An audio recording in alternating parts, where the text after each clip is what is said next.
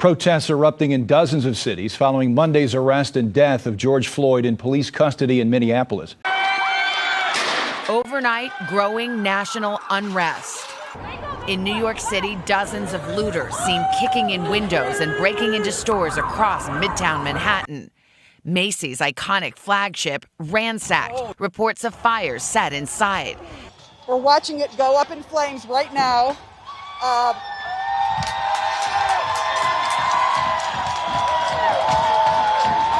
I just wanted you to hear the sound of people cheering as the 3rd precinct appears to be on fire at this time. Excuse me. The 3rd precinct seems to be on fire at this time. We're here inside CNN Center. We're just in the last 10 minutes. Demonstrators have started to come up and down this thoroughfare of Marietta and break out windows of CNN Center. It was just a short time ago that they started shooting what appeared to be BBs at us. I was struck with a BB pellet. It's unreal to witness here, Chris, but there are officers that we can report. At least 2 officers have been injured. One of them, it appeared to be seriously injured. He was being dragged out. We just see the violence happening here in front of us. Well, this is a bizarre scene for people who aren't used to this. You have some people are laughing, some people are videotaping. They just threw something on fire, Chris, a firecracker. Yep. Something's on fire. Shit. Nick, you all right? You okay? You okay? One of the things they did, which I found totally shocking, was, hey, Zach, can you put up the video? So this is a display out in front of, I believe, the Justice Center. And this is the severed head. This is from when? This is from... Good Lord. Yes, this is recently. This is since Thursday or later since the feds pulled out. And you can see it boy. appears to be the severed head of a pig. I believe it is real. They have placed a police cap, a local police cap on it, or at least that's the way it's been reported. They placed it on an American flag, and they set it on fire, right? So the obvious implication, this is an obvious threat of violence against the local police, right, who are the reason that the federal police are now willing to withdraw. So these people are now being threatened, clearly with death, if you read not very deeply into this.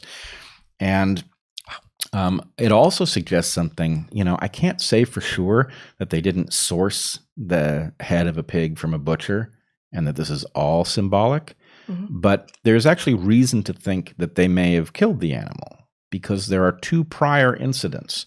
So, Zach, can you show the picture of the head next to the statue? No, that one. So this is a prior incident in which a severed pig's head was placed at the base of what was once the elk statue, which was then burned and removed. And then... There's so much beauty in this movement, don't you find? Right. And then here, in a prior incident, a pig was found wandering downtown. This is a live pig who's been blanketed? Yeah, somebody's put a blanket over it, and the police rescued this pig, and the interpretation was apparently that protesters had intended to kill it ritually as part of their protest. And I think... But we don't know that that's true. I mean, it's also, I think, the first time that a pig has been found wandering downtown, so it's clearly somehow related, or that is clearly the most parsimonious explanation is that it is related to the protests, riots. All I'm saying is... There's something wrong with a person who is trafficking in the heads of animals in this casual way. And in the same way that I think we are rightly frightened by the child who cultivates their own indifference to suffering by torturing animals, I think there's something about the choice of symbolism here. This is no longer graffiti of pigs' heads with their eyes crossed out, which is disturbing enough in light of the fact that it subscribes to this all cops are bastards. And can you put up the graffiti on the windows, Zach? Okay, there's a picture here. So dead feds. I think the point is, look, the message here... And when is this from? Before they pulled out? I don't know. It was posted this week. Okay. But my point is the movement is trafficking in the idea of justified lethal violence against all police. You don't need to know which police you are violent against. They all deserve it, and death is fine. And we are going to use dead animals to symbolize our commitment to this idea. We are going to place it on an American flag. The whole thing suggests a depth of lunacy and disconnection from reality that is extreme. And it could just be a few people. However, where exactly are the people in this movement who say, whoa, that does not speak for me? Protests over the death of George Floyd have been going on for weeks. And in Seattle, Washington, protests have somehow morphed into this. Protesters have literally taken over 6 blocks of Seattle and established an autonomous zone after police evacuated their precinct. The police station is boarded up, and protesters have declared the entire 6-block area to be a no-cop zone. Some protesters named it the Capitol Hill Autonomous Zone, abbreviated CHAZ. But then protest organizers changed the name because they are not trying to be autonomous or free from local governance. I mean, sure, they don't want the Seattle government telling them what to do or sending in the police, but it would be nice if the city could please keep the water and electricity running. Thank you. So to avoid confusion about what autonomous implies, now they've changed the name to CHOP, or Capitol Hill Occupied Protest. Isn't that a cute sign? But CHOP also has a less cute meaning, which one protest leader explained. It is not Chaz, it is CHOP. CHOP! Has anybody here ever heard of the French Revolution before? Does anybody here know what happened to the people who did not get on board with the French Revolution? Say it louder. Say it louder. Back in June, Harris donated and promoted the Minnesota Freedom Fund, an organization that raises bail money for incarcerated individuals at a time when the city was ravaged by looting, vandalism, and violent riots. This is a movement, I'm telling you. They're not going to stop. And everyone beware, because they're not going to stop. They're not going to stop before Election Day in November, and they're not going to stop after Election Day. And that should be, everyone should take note of that on both levels, that they're not going to let up, and they should not. Reports say among those released by the MFF included an alleged murderer and a previously convicted rapist.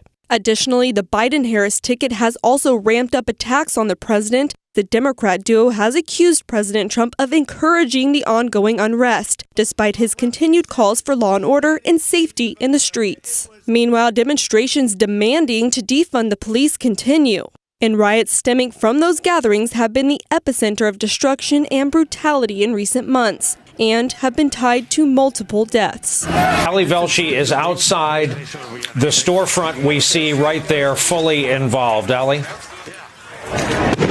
Yeah, and so just to give you a sense of positioning, there are fires burning in different directions around me. There's another fire over there. You can see from the aerial shots. And I want to be clear in how I characterize this. This is mostly a protest. It is not generally speaking unruly, but fires have been started. Peaceful protest. Peaceful protesters. Peaceful protest. Peaceful protest. Peaceful protest. Peaceful protest. Peaceful protest. Peaceful protest. Peaceful protest. Peaceful protest. Peaceful protest. Peaceful protest. Peaceful protest. Peaceful protest. Peaceful protest. Peaceful protest. Peaceful protesters.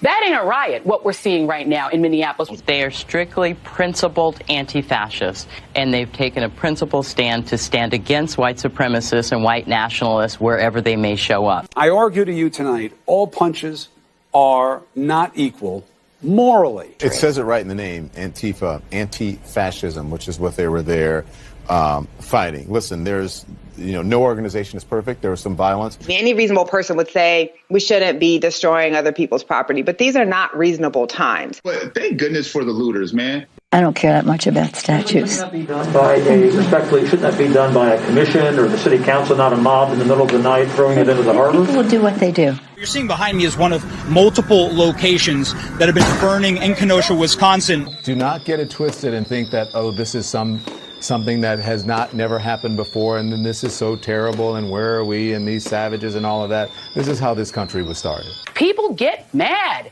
and people get sick of it. People are risking COVID to explain to this country that we're fed up. Most of the major movements in American history have started at the grassroots level, and at some point have turned into direct conflict with American government. So remember your history before you judge your president. Thuggishness is thuggishness wherever it comes from politically, and we should be the first to call it out. I disagree. Now, too many see the protests as the problem. No, the problem is what forced your fellow citizens to take to the streets: persistent and poisonous inequities and injustice. And please, show me where it says that protests are supposed to be polite and peaceful.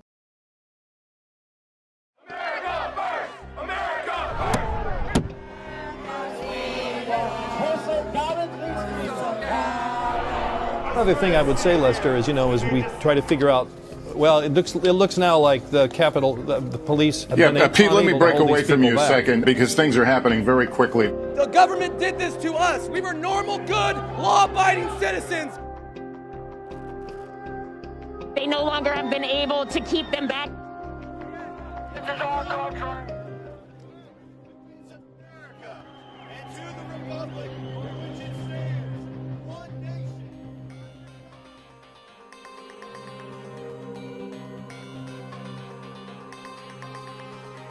We're going to walk down Pennsylvania Avenue. I love Pennsylvania Avenue. And we're going to the Capitol, and we're going to try and give... The Democrats are hopeless. They're never voting for anything. Not even one vote. But we're going to try and give our Republicans, the weak ones, because the strong ones don't need any of our help, we're going to try and give them the kind of pride and boldness that they need to take back our country. So let's walk down Pennsylvania Avenue. Before Trump's speech was even finished, many were already making their way to the Capitol. Stop protecting tyrants! Stand down! And as more protesters arrived, the mood darkened. Hold up, man! Hold up, man! Police started throwing flashbang grenades and spraying mace.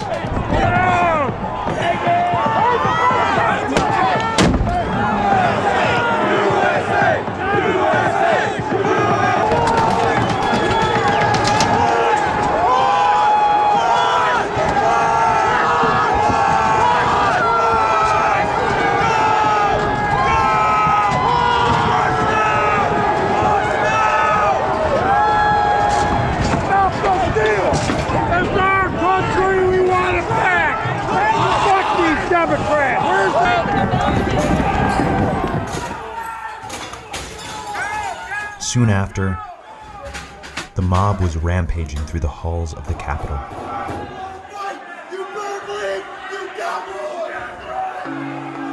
Are in the building. We have visual evidence that some protesters have made it inside the Capitol building, around the security, and are gathering around the area where the Senate was in session. We were just told that there has been tear gas in the rotunda. Members of the legislature were informed that they should don their gas masks. Get gas masks that are under our seats. Senators have been evacuated. There are gunshots inside the Capitol. I think it's the most shocking failure of security imaginable to place the Congress of the United States at physical risk in an occupied congressional chamber because they weren't prepared to deal with it. While others forced a standoff outside the Speaker's lobby, a camera focuses on a gun drawn. Seconds later, a woman is shot dead.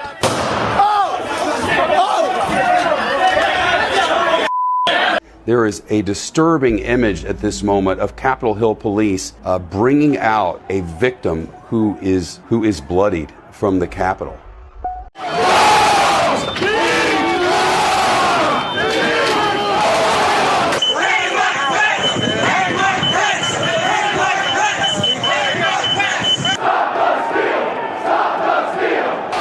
The police had no chance.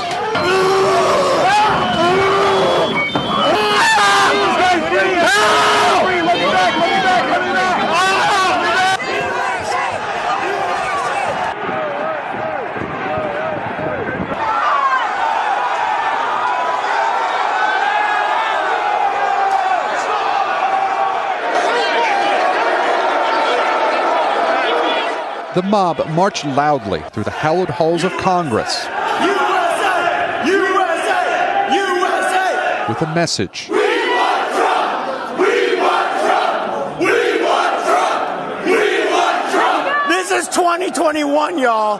This is insanity. Meanwhile, as protesters were inside the Capitol, Trump gave this video message over Twitter. But you have to go home now. We have to have peace. We have to have law and order. We have to respect our great people in law and order.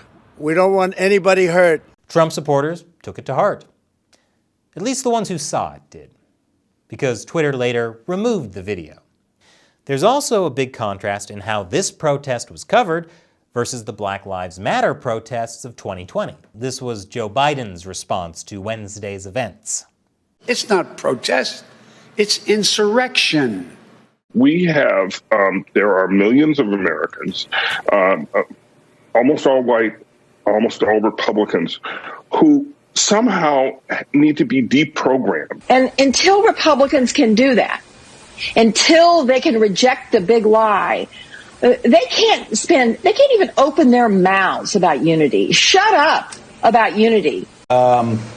You know your history much better than I do, but during the rise of Hitler, by the way, we can draw the analogies. You talked about Al-Qaeda. What has he done in terms of incitement, right, that Osama bin Laden didn't do? The way that we in the media speak about this is so important. Today was terrorism. We call them terrorists. Terrorists. Domestic terrorists. Domestic terrorists. Domestic terrorists. These people are not Americans. Kevin McCarthy was on Fox calling this un-American. Marco Rubio. Shame on them. Shame on those senators. They sided with domestic terrorists yesterday, and we won't forget it. This in no way absolves them of the sin and the sins that they and the president had committed against this country. And if Donald Trump Jr., Rudy Giuliani, and Donald Trump are not arrested today for insurrection and taken to jail and booked. It was encouraged by our Republican colleagues, and that is why every single one of them, especially because they have been